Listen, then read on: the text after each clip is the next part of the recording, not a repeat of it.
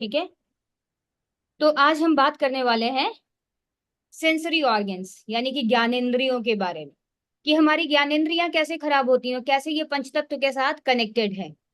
हम सब इस बात को जानते हैं कि मिट्टी, पानी, पवन, प्रकाश और आकाश पंच महाभूत से बना जगत का पास। अब बात हम करते हैं कि हमारी जो ज्ञानेंद्रियां हैं, अगर आंखें ना हो तो कैसा लगे। तो आंखें बहुत इंपॉर्टेंट ऑर्गन है। तो आपकी जो आंखें है ना, that is fire element.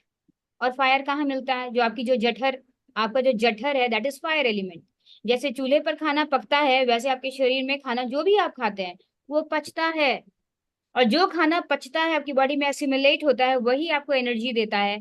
Otherwise आप कितना भी अच्छा भोजन खा रहे हैं ना, अगर वो किसी भी कारण से नहीं पचा तो वो आपको बीमार करने के लिए काफी है।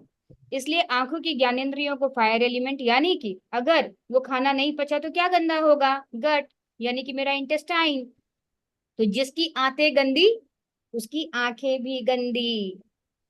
अब हम बात करते हैं ऐसे ही नोज की बातें। किसी को साइनस, किसी को नजला, जुकाम, तुरंत एलर्जी होना, तो ऐसे लोगों का पृथ्वी तत्व बिगड़ जाता है। अब बात करेंगे कि पृथ्वी तत्व कैसे बिगड़ता है। पृथ्वी तत्व है क्या? अनाज अधिकता से ज्यादा सेवन करना। जितनी जरूरत नहीं है इतना ज्यादा हम सेवन करते हैं। पहले मजदूर इतना काम करते थे खेतों में कि उन्हें बहुत ज्यादा अनाज की जरूरत थी, क्योंकि उसको बर्न कर लेते थे, पचा लेते थे। आप देखते हो चावल को उगाने के लिए कितना पानी का जरूरत पड़ता है? बहुत पानी चाहिए होता है। तो जिस जिस तरीके से उसको उगाने में बहुत पानी चाहिए होता है, इसी तरीके से आपके शरीर में उसको पचाने के लिए भी इतनी ही पानी की जरूरत पड़ती है। तो अर्थ एलिमेंट जब बिगड़ जाता है तो उसको नजला, जुकाम, साइनस, तो ये पृथ्वी तत्व आपका बिगड़ गया है। ऐसे अब हम बात करते हैं कान, जिसको कान की समस्या है। हियरिंग कैपेसिटी वीक हो जाती है लोगों की। डॉक्टर कहते हैं पर्दा फट गया है, जाकर के इसको आप सर्जरी करवा लीजिए, लेकिन कोई गारंटी नहीं लेते हैं।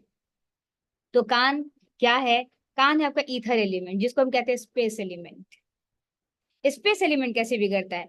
जिसको लगातार कुछ ना कुछ खाते रहने की आदत होती है, रात के 9 बजे, 10 बजे कुछ ना कुछ खाकर अपने पेट को हमेशा स्टफ करके रखते हैं, तो यानी कि स्काई एलिमेंट कभी भी एक्टिवेट होता ही नहीं। आपके शरीर के भीतर भी स्काई तत्व है, जिसको हम लोग ईथर एलिमेंट कहते हैं, या स्पेस एलिमेंट आप कह लीजिए, ठीक है।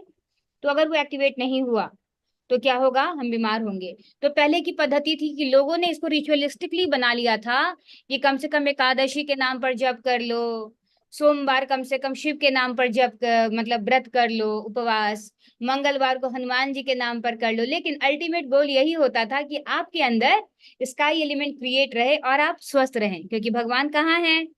मंदिर में ना, है ना। और वो मंदिर कहाँ है? वो हमारा शरीर है।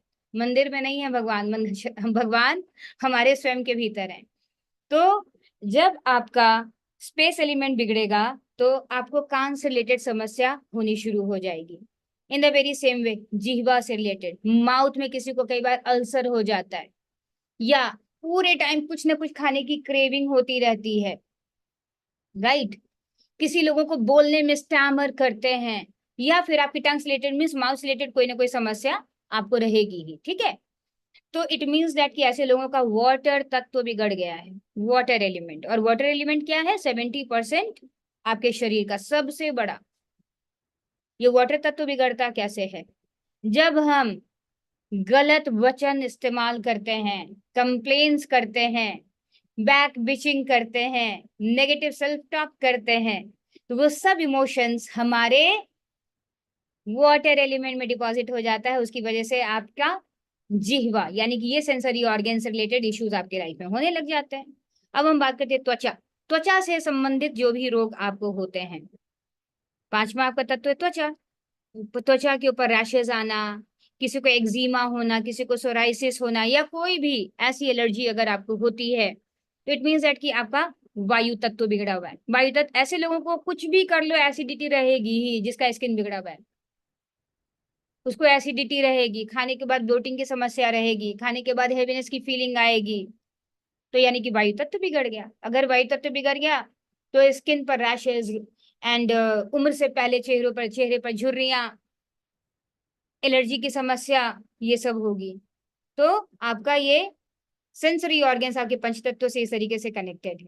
ठीक है, तो चलिए हम इसे कैसे बैलेंस कर सकते हैं अपने लाइफस्टाइल के थ्रू, और आगे बहुत सारी चीजें हैं जिससे हम इसको बैलेंस कर सकते हैं। तो अगले सेशन में बताऊंगी कि कैसे इसको बैलेंस करते हैं।